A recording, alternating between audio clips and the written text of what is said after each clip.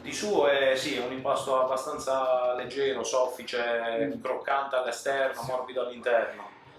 Dal punto di vista del, diciamo del risultato rispetto a quello che può essere un equivalente fatto con la farina, hai la caratteristica che magari, che ne so, il giorno dopo è buonissimo, non diventa commoso, non è molto, come dire, sai quando tiri a volte che è duro l'impasto, non ottieni questo tipo di risultato, però ci è voluto tempo a bilanciare gli ingredienti per arrivare proprio a quel tipo di risultato che il giorno dopo ti porta anche ad avere un prodotto che anche non riscaldato così lo mangi ed è buonissimo. Ed è mangiare il panzerotto freddo, ti posso garantire che è una delle cose più belle che ci sono. Con un impasto con di semo lavorato, poi comunque su un olio extravergine d'oliva buono, particolare, tutti gli ingredienti sono tutti selezionati, anche il mulino diciamo e tutto quanto, e quindi poi hai un prodotto che è buono il giorno dopo, mangiato caldo naturalmente sicuramente è il top, però mangiato il giorno dopo ti posso garantire che sono veramente buoni. Era mia madre che faceva i panzerotti a casa e poi ha smesso di farli e lì mi è venuto il pallino, nel senso che volevo imparare a farli così colà, non ti dico quante tonnellate ho buttato di... Tieni presente che la prima volta che ho fatto i panzerotti mio suocero mi guardò e mi disse non fa per te, perché non gli piacquero, vabbè facevano veramente schifo, lo dico in tutta onestà. Poi ho avuto la fortuna di, diciamo, lì dove lavoravo, ho avuto la fortuna di conoscere e di lavorare con veramente dei maestri e quindi mi hanno insegnato tutto quello che sapevano, forse anche non volendo, nel senso che io sono abbastanza bravo a guardare e imparare e quindi questa caratteristica mi ha dato la possibilità poi di capire quali erano le logiche anche di funzionamento, cioè a cosa serve ogni singolo ingrediente, cosa ti fa cambiare nel risultato e quindi oggi mio suocero è mio socio in questa attività quando mi disse che non era per me e invece oggi facciamo, perché questa è nata un po' per gioco, nel senso che fu una serata con amici e nacque la cosa, dissi dai ragazzi, erano tutti colleghi di lavoro, dissi dai vi invito a casa, dissi faccio i panzerotti. Insomma, quando poi vennero la sera a casa, feci i panzerotti, mangiammo i panzerotti, a un certo punto si comincia a girare il primo, fa ma ti devo fare veramente i complimenti, sono buoni. Io, grazie, così colà. A un certo punto un mio collega mi fa, oh, hai mai pensato di venderli? E io scherzando gli dissi, li vuoi vendere con me? E lui mi disse, va bene. Insomma, fatto sta che qualche mese dopo ci eravamo licenziati e stavamo aprendo qui. Nacque, ti ho detto così per gioco, poi vabbè il mio socio diciamo ha preso altre strade perché questo è un lavoro che ti deve piacere in realtà, cioè ti deve piacere proprio com'è, con tutti i suoi sacrifici e quant'altro, se non ti piace i sacrifici non sei disposto ad accettarli. e se non lo fai col cuore, con la passione, i sacrifici sono veramente tanti. Però sai, poi è nata la cosa che, diciamo, il mio socio se n'è andato, ha cambiato strada, direzione, e adesso siamo io e mio suocero, diciamo, a portare avanti la situazione. Adesso ci dà una mano mia moglie. Noi prima eravamo sbattuti con i turni di lavoro, e ora lavori di mattina, e ora lavori di sera, e ora lavori di notte, ora così, ora colà. Non avevamo una stabilità familiare dal punto di vista proprio di orari. Tieni presente che quando mia figlia era piccola, aveva 3 mesi, e mia moglie fu spostata a lavorare a Brindisi e faceva ogni giorno Turi Brindisi, sono 100 km all'andata e 100 al ritorno, quindi mancava tutto il giorno, e mia figlia è stata costretta a crescere con me. Non sono un padre molto, diciamo, dolce, nel senso che sono abbastanza severo perché io ho perso mio padre da giovane, e quindi di conseguenza ho avuto delle lezioni di vita comunque da giovane, e ho capito che se mio padre non mi avesse insegnato e mia madre non mi avessero insegnato a superare le cose così come faccio oggi, probabilmente non sarei dove sono, perché comunque provengo da situazioni molto particolari, cioè eravamo una famiglia abbastanza, come dire, in difficoltà economiche e quant'altro, però piano piano cioè, avremmo potuto prendere forse strade più facili, diciamo così, eppure no, abbiamo continuato sempre a lavorare onestamente e quant'altro, e alla fine i risultati sono arrivati, quindi di conseguenza. E quindi a mia figlia cerco di insegnare la stessa cosa, nel senso gli dico sempre, io non ci sarò per sempre, quindi devi essere in grado di affrontare le cose da sola, e per quanto devi vivere la tua gioventù, la cosa così colà, cerco comunque di insegnargli responsabilità, sacrificio, valori che onestamente ho visto andare in declino totale, e quindi di conseguenza non vorrei che facesse la stessa fine anche mia figlia. E quindi poi mia moglie diceva sempre, sarebbe bello avere un'attività nostra che ci permette anche di regolare un po' la situazione familiare, sai, avere una regolarità, cioè dai degli orari, delle cose che non devi dare. Sì, tu dai conto alla tua attività, perché che ne so, alle 7 della sera quindi dobbiamo aprire, però so che sono le 7 della sera,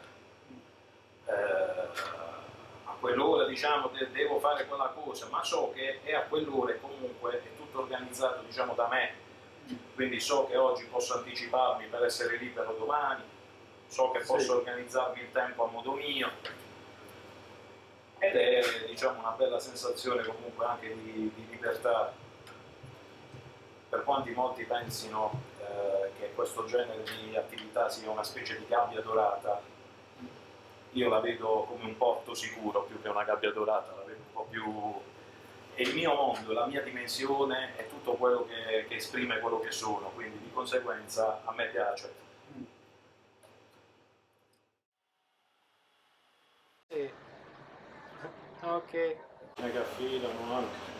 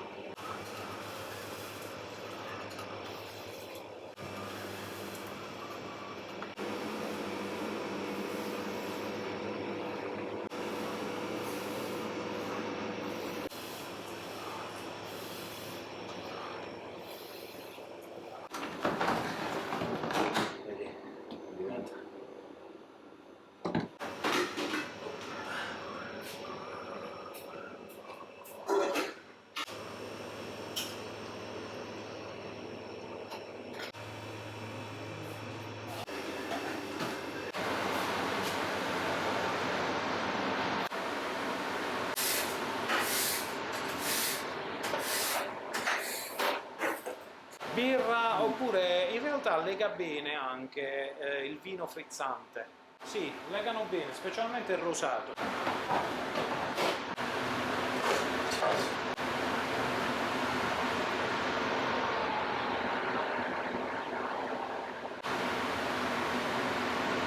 Ah!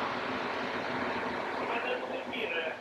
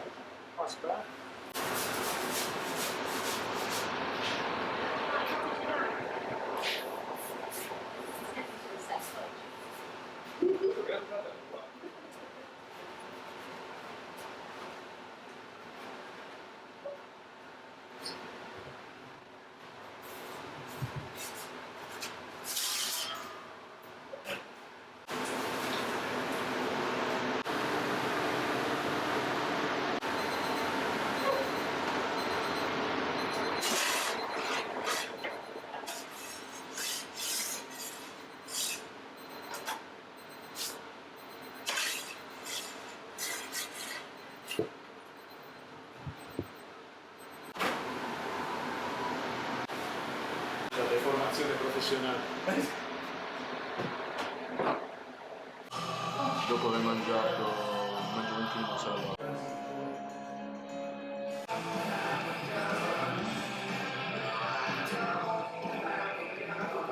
Ah, questo è un panzerotto che porta, giusto? Che panz. Che panza. Con kebab di pollo, patatine fritte e salsa brasiliana. Per esempio una salsa all'ananas e curcuma. Salsa brasiliana, i peperoni mi sembra che ci sono. Peperoni o ananas. Non mi ricordo, sì, l'ananas c'è. E curcuma. Ah, è buonissimo. Buonissimo. Questo è il classico calzone pugliese con la cipolla. Per i palati più, gli stomaci più forti c'è anche la variante con ricotta forte. Magari una ricotta stagionata. E ricotta stagionata, ricotta che fa.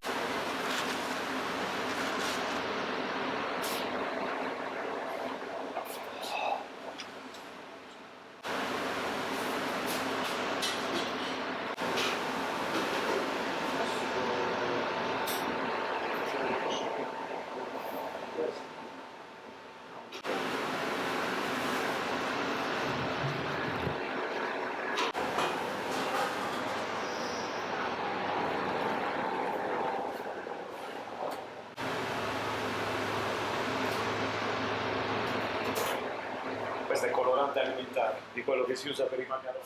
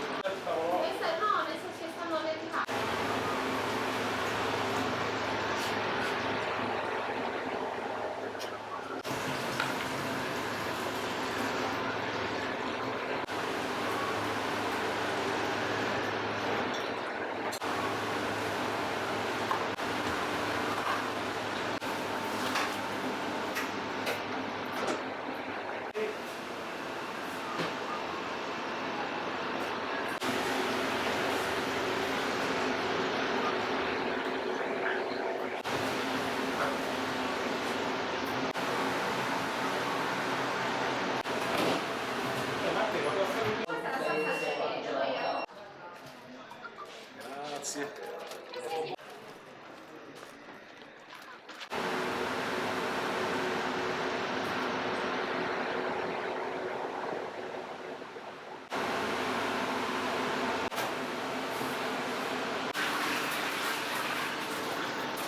Eccomi.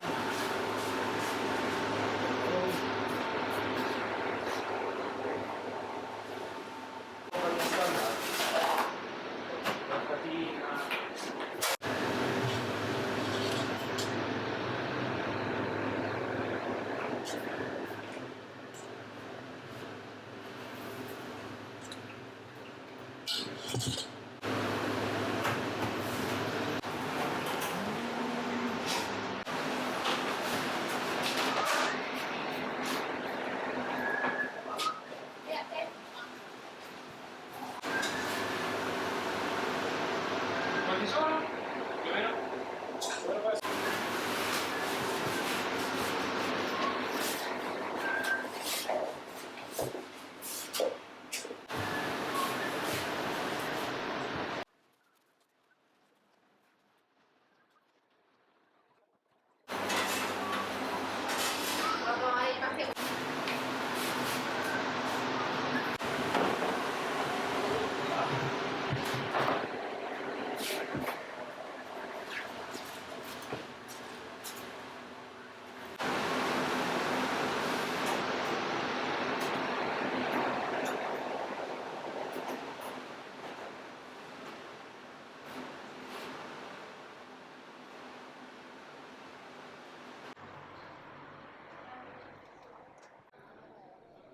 Mo viene correndo.